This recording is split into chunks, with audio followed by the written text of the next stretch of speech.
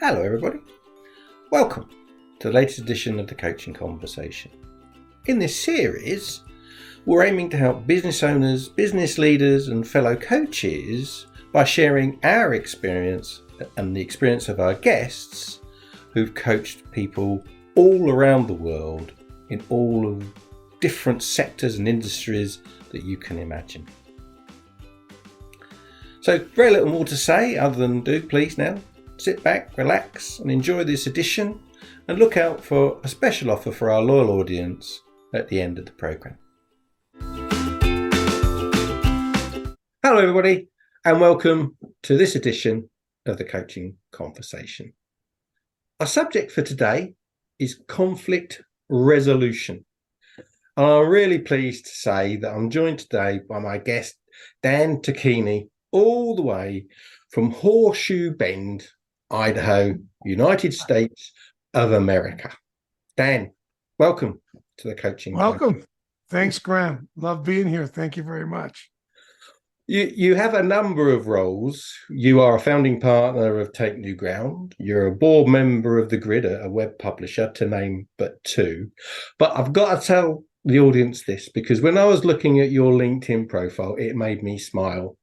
I also related to the point that you made, which is you help people turn leadership into leadership. And boy, isn't that a challenge. So that was really, that made me smile. It's that American brashness. And we have you got to differentiate yourself somehow. Right? Either way, you landed with me. That's all I can tell you. Right. He went on to say, and I'm going to read this out, you create courageous leaders, creative conflict resolution, which we're going to come back to, and relevant restructuring. Yeah. Dan, that's a whole heap of stuff there. Welcome to the Coaching Conversation. Please introduce yourself to our audience. Yeah. Well, my name's Dan Tocchini. I've been doing this for about 40 years. Was a coach. I started coaching back in the 80s before coaching was a thing. I started a company, but it's too early. It was called the Coaching Company. And I couldn't get executives. I go talk to an executive. They'd say, we're not athletes. And I'd say, oh, yeah, you are. You just don't realize it. And they said, what do you mean? I said, you guys are doing some amazing things. You're leading people into futures that they long for, et cetera, et cetera. And, if you play pro football or baseball or basketball or whatever you do as a pro athlete, what do? The first thing they do is they assign a coach to you. Well, it didn't go too well. We closed that company up, and I was involved deeply in the human potential movement as a young man. My mother was a schizophrenic, and so at a very young age, I think 12 is when I first read my first kind of human potential book called Gestalt Therapy Verbatims, just so I could learn to communicate with her, and eventually became a go-between between her and the doctors for a while, and she lived a long, healthy life, but bumpy for a while when I was a young man, from about the time I was 12 to about 22. And then she just started to, she wouldn't take her meds. She took lithium. But usually if she went off the deep end, my family ended up calling me. I ended up going between.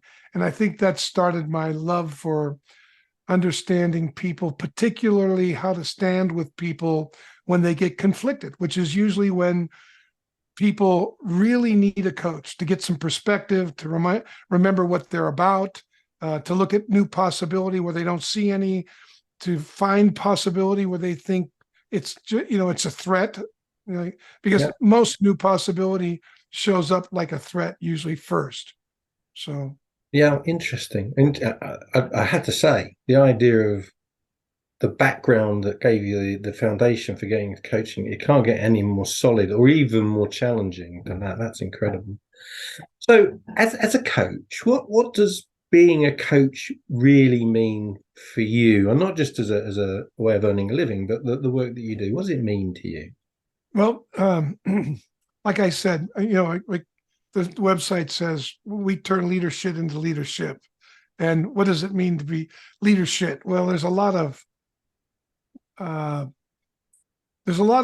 bumper sticker kind of coaching that can go on for people. There's a lot of things. So for instance, one of the things I ask people, because coaching is, if you think about it, just like a coach, think about, drawn by horses, that kind of thing. You carry people from one point to another. The conversation we create carries people from where they are to where they're committed to being, not to where they're just naturally going to go anyway. But, if we're doing our job, we're going to intervene in a way that a new future opens up. And my ideal client is usually a founder or an executive who's troubled meaning they've got something that's driving them. And unless they accomplish it, they're not okay with it. And when they're off purpose, they're disturbed, driven to have something happen. And so usually that's the client that I'm usually connected to, and I'm supporting them in finding new possibility. And that inevitably means locating the future. In fact, one of the questions I ask people right out is, like, where is the future? How do you find what isn't? How do you find the very thing that you want to have, but you don't have? Where do you locate it? And most people have a hard time answering it. They answer things like, well, it's in my head. Yeah. And I would say, well, that's not a very powerful answer, because how do you access that, right? I mean, my question is, everything I do when I coach is, how can I help somebody access what's most important to them? And I don't know about you, but if I get stuck in something, or I'm up against something hard, and I'm in conflict and I don't see a way through it, if I can't see a way through it, most people want to pull back. They want to resist it. And if I provide some new possibility, if I can open up a distinction and they can see a new way, or they can see possibility where they didn't see it before, most people roll up their sleeves and go after it, especially someone who's ambitious and has a vision that they're working to accomplish. Yeah, it's really, really interesting, that, Dan. I mean, I can absolutely personally relate to that start point when beginning of a coaching program, when you say to someone, what is it you want to be or do or achieve? Tell me. And sometimes they haven't quite worked it out, as you mentioned, or sometimes they're too frightened to say it out loud. And yeah, you've got to give them the confidence, the space, whatever it takes to actually say to somebody, what I really want to have is this. Yeah. However brave, audacious, outrageous, downright silly it might sound, Yeah. if it means something to them, then that's all that matters. It's all that matters. Yeah, I've done a lot of work with kids coming out of gangs, and guys in prison. It's my way of sewing back, into community. Yeah. And I find it interesting. One of the things I have found is that look, we're all criminal. Just some of us are more arrestable than others, and I don't think we all, and we all know what that is. We know where we break our word, or we know when we do something that we would consider criminal to be. And just working with people about, like, how do you break out of habits that lock you in, put you in prison, keep you stuck, or put a cap on your on your potential, right? Yeah. And that's what I mean by locating the future. And most people don't know where to find it. They don't know that it's in their language, right? It's in the way they talk to themselves, the way they think about something, and that's where both the obstacle and the future live. And like you said, if you ask somebody what they want, like a kid in prison, when I ask a kid in prison what he wants, what he usually says is, I want to get out of here.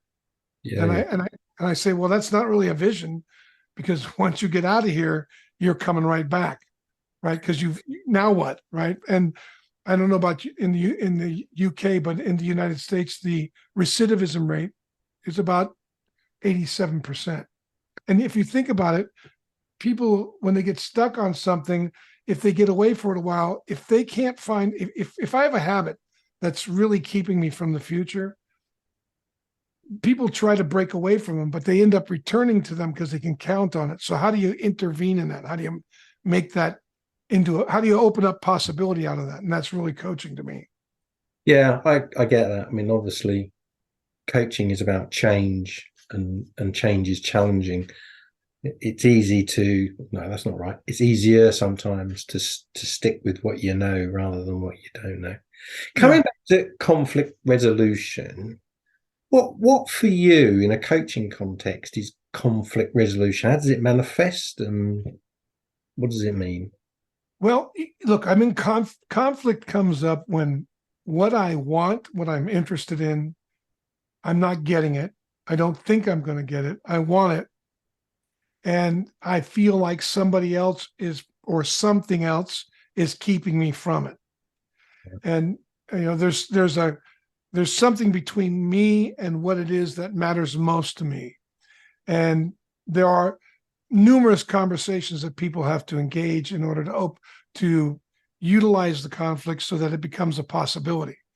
But most people, uh, just generally as human beings, just biological beings, conflict represents the possibility of destruction, or at least looking bad, or feeling out of control, or being wrong, something like that, in one of those four domains.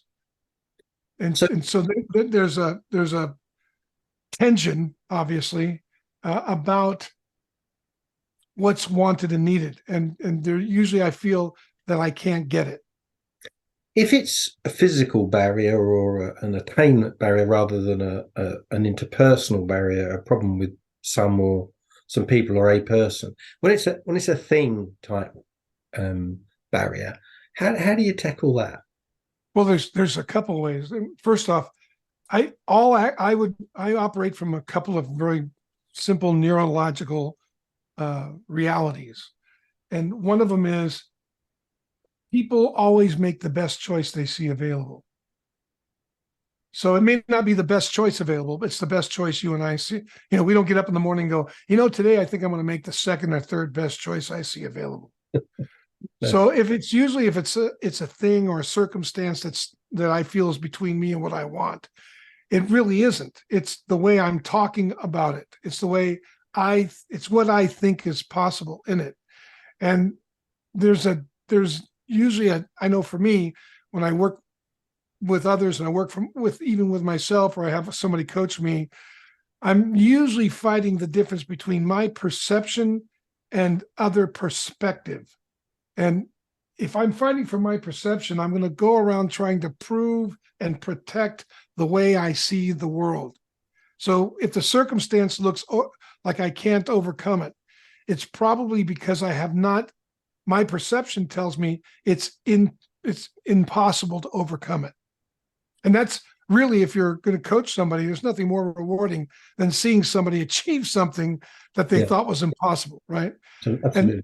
Yeah, And then now what the key is, how do I work with this person to stop proving and defending their perception and open up to other perspectives that could give them a view of the situation, both the circumstance and the goal, from a way that they might find more access or more resource to do it and to get it done.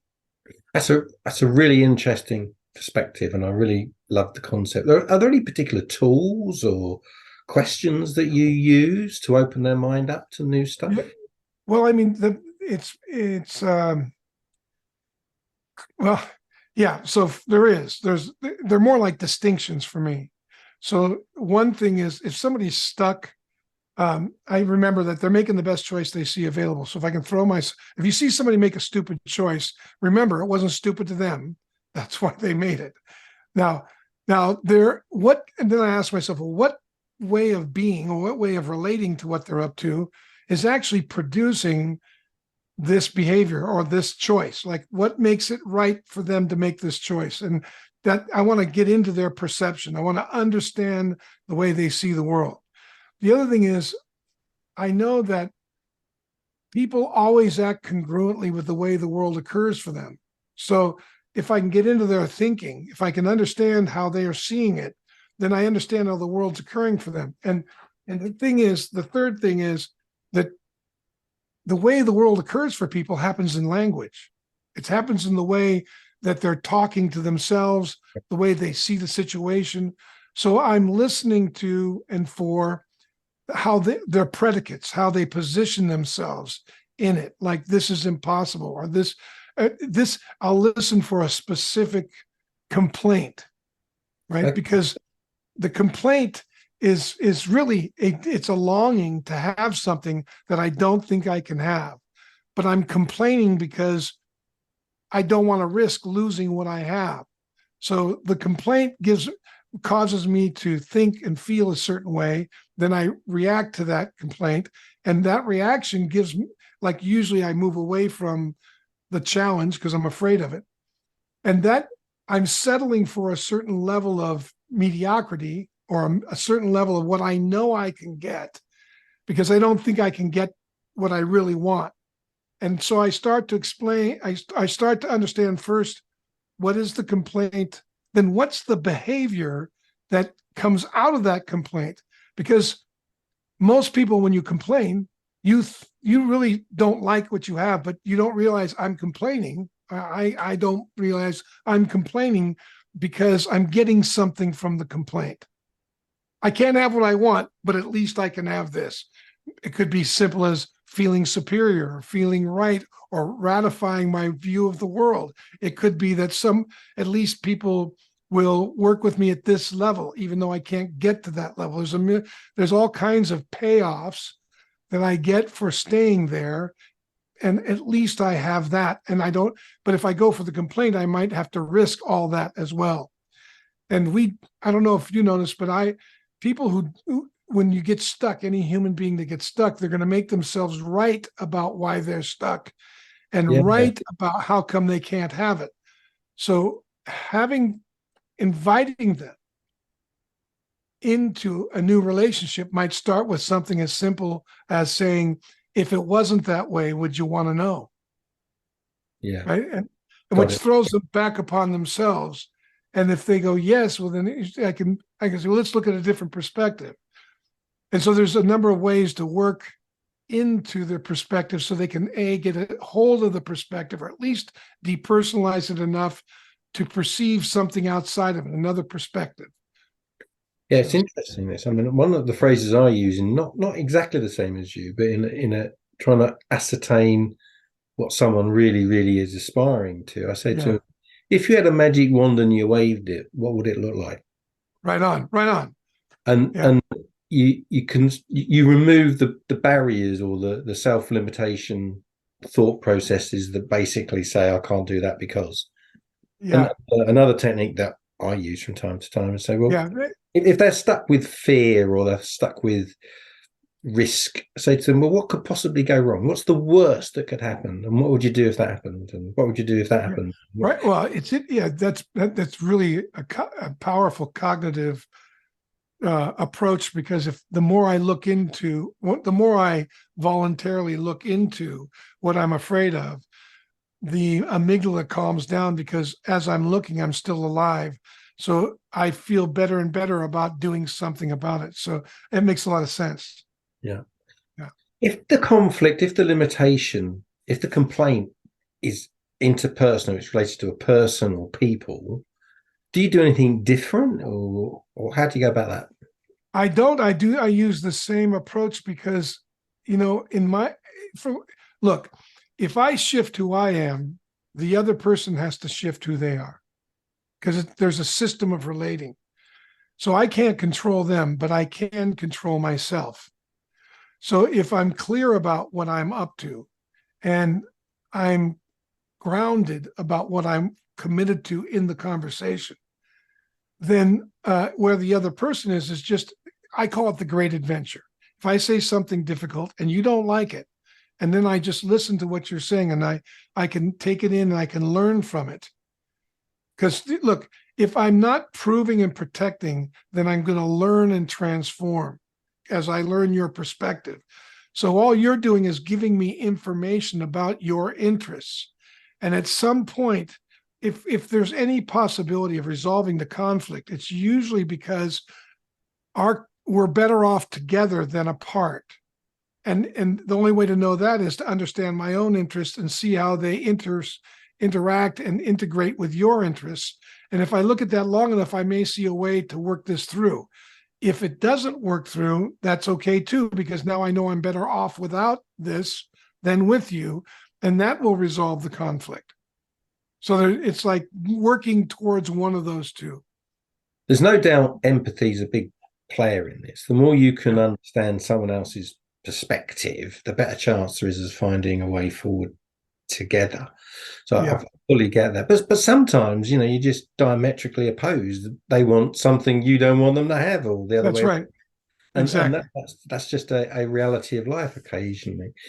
When you're working with your clients, you mentioned that often they're founders. Do you find yourself working with the founder as an individual, or do you sometimes find yourself working with their team or parts of their team? How does your work normally? Usually it progresses. I work with the founder usually first, and then they bring us into their team. And we work with a number of really high profile startups. And that's how we've gotten introduced. We've been introduced by other founders to say, hey, look, why don't you try this guy? Because at some point, a founder gets up against scaling their team. In scaling your business is deeply connected to scaling your team. And if the team isn't scaling, then you're probably going to find that the business is going to hit a ceiling or roll back to where you can work with it. A business is limited by its people, isn't it? That's always the case. When you're working in these organizations, whether they're a startup or established, where does culture sit in all of this? The way stuff gets done inside that organization, how does that play out with conflict or complaint or limitation? How does that? That's a great question, Giles. It depends on what kind of coach you are. Like, if you're effective, I think, for instance, right now there's a lot of cutting back going on. And I had a client tell me just yesterday, you're the last person, TNG is the last organization we'd ever cut. We actually look forward to meeting with you because when we get stuck or if things come up, we're able to find resource.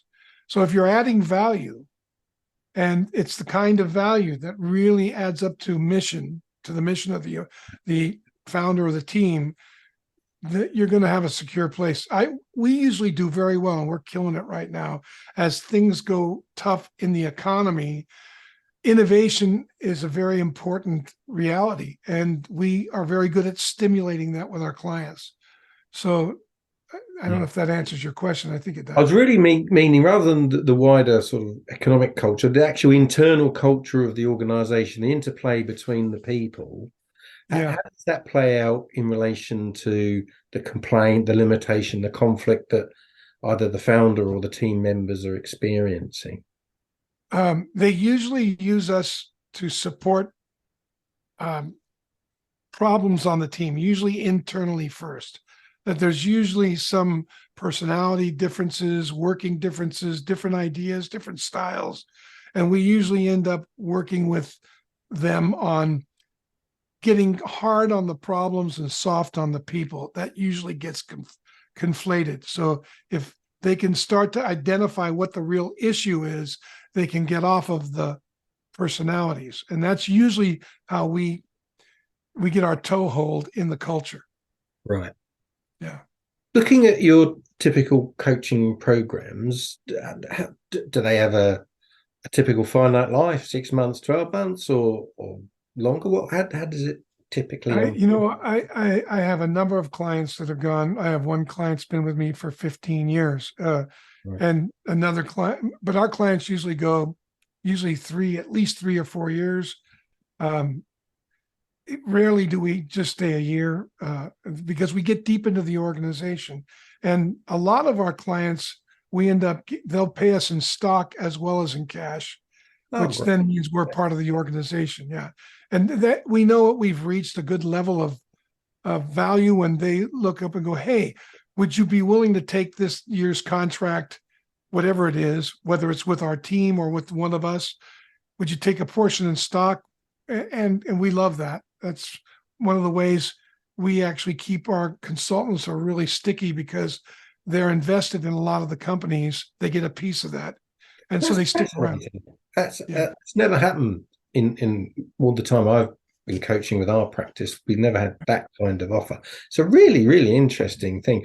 And as you said a minute ago, demonstrates the sheer value that they believe you're adding Yeah.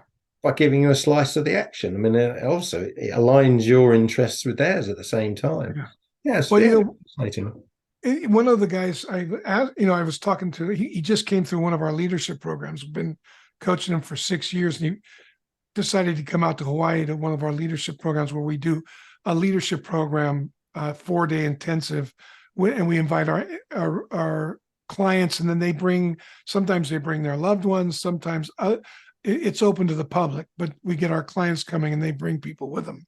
And he said to me, he said, at the end of he goes, now I'm starting to understand why we really like working with you, because you like to find the conversation nobody else wants to have.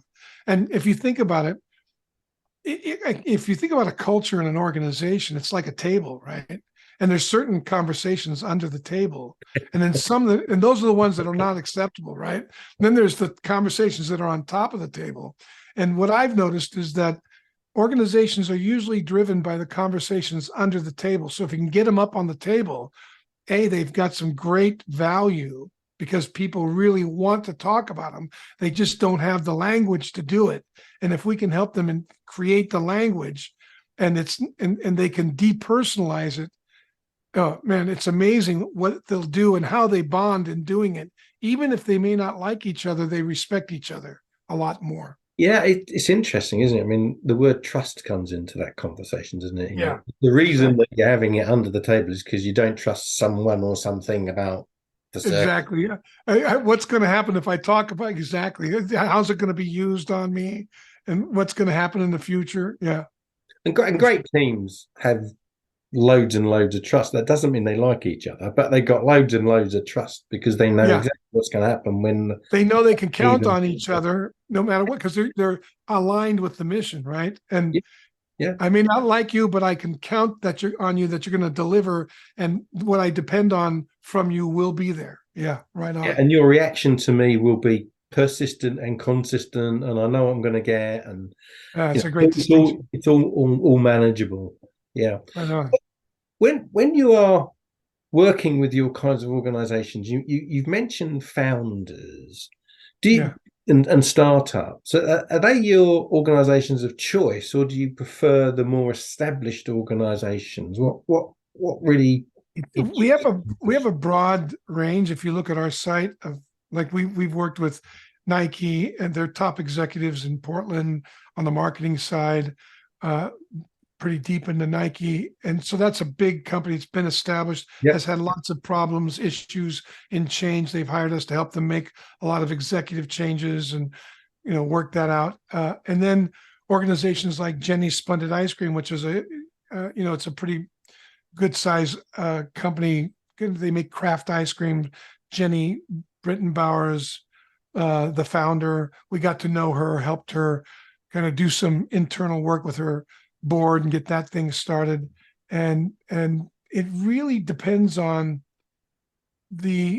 it's people who want an outset. They want to put another set of eyes on it, on what they're doing, on the challenges or problems they're facing, on changes they're making. And so they seek out somebody who can really help them do that. We have a very clear way of, and this is how we vet our clients. We have a very clear way, a very powerful way to map and assess and map the culture, and we can show them what the tendencies are when they're not under pressure and where they go under pressure, the executive team. And that gives them language to they see ways they can do it. It depersonalizes it. Then they want us to come coach them.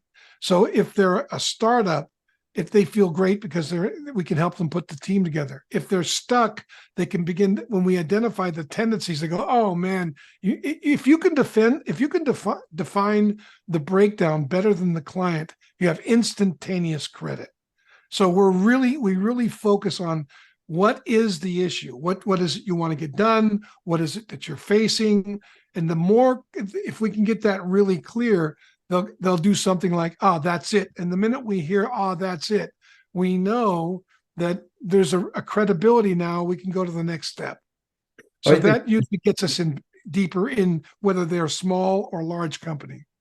there's no doubt self-awareness is the first step on any coaching program, isn't it? However they arrive there, whether you take them there or they're already there before you turn up, if they're not self-aware as a team or as individuals, you've got your work to do, because that's well, when we touch something, that's the raw material you're working with, isn't it? And if you touch something that's tender and they back up, we can step back and go, see that. Okay, good. What if you could talk about that? Almost to your point, like, what if you had a magic wand? We'd say, if that wasn't here, what would things look like? Yeah. Right. And so, and then they talk, oh, it'd be this, it'd be great.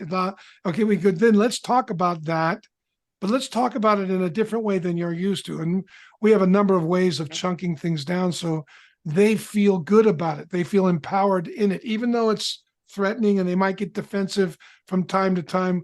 There's ways to diffuse that, we have a number of, the key is for us to be in control of ourselves and also be aware of our own mechanisms and govern ourselves in a way that they want to be with us, even though it's challenging. Yeah. And you mentioned earlier about having common language. We find that enormously. If you can give a group of people the common experience of sharing a new language or a new understanding, it does all the things you said about desensitizing, depersonalizing, but it also seems to give a new energy. It's almost as though they're seeing the world through new eyes, and it seems to in itself be a reinvigorator, which it's great. It's great. Yeah. If you're a coach, that's the kind of thing you enjoy. And then to see them win and to be associated with them, it's such an honor to be involved with people doing things that are innovative. Like we just got hired by a company called Impulse Space, and they were all ex-SpaceX guys. In fact, the guy who founded it was the number one employee there for 18 years. He invented the propulsion system. And they hired us, and we had such a great time together, breaking through some of the things that it's almost like making new friends, right? But with a purpose, and it opens up a horizon that, I find myself researching and doing things I never would be doing, but for the sake of the client, and it calls more out of me. Like not only are we calling more out of them, but when they hire us, they call more out of us. When you hook up with a really smart group of people, you want to be on your best, be on your toes. Yeah. If there's anybody in the audience today who thinks being a coach is easy, you've been reading the wrong books. Get ready to get sifted. Get ready to go through, because I go through constant transformation. You miss something, you got to go back and correct it. You got to be prepared to own your own stuff. There's just a million things. Any coach knows this. It starts right here first. Yeah. It's hard. Yeah.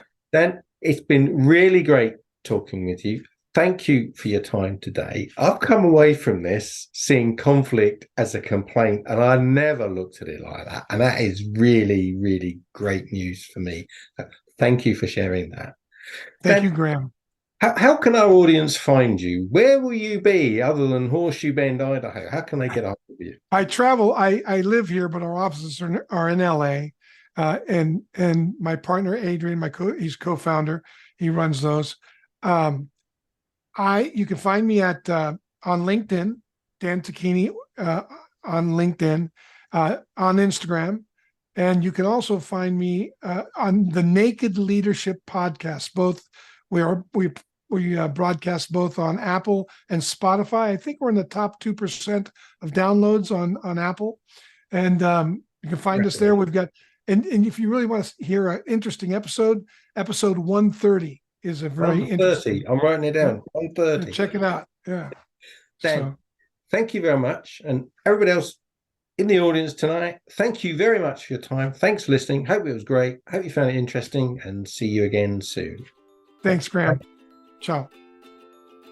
So there you have it, the latest edition of the Coaching Conversation. Hope you enjoyed it, hope you found it useful, and I hope it did what it set out to do. As promised at the beginning of the programme, here is a special offer for you, our loyal audience. If you reach out to me at gwiley@saydream.com and mention this podcast, we'll make available to you a coaching program for you and or your team at a 50% discount. So where can you reach us? So it's definitely gwiley@sagegreen.com. You can also reach us at the Executive Mindset at sagegreen.com, and our website is clearly theexecutivemindset.co.uk. If you enjoyed this, do please leave us with a wonderful rating on Google. We'd really appreciate that. So nothing more for me to say now other than see you again soon.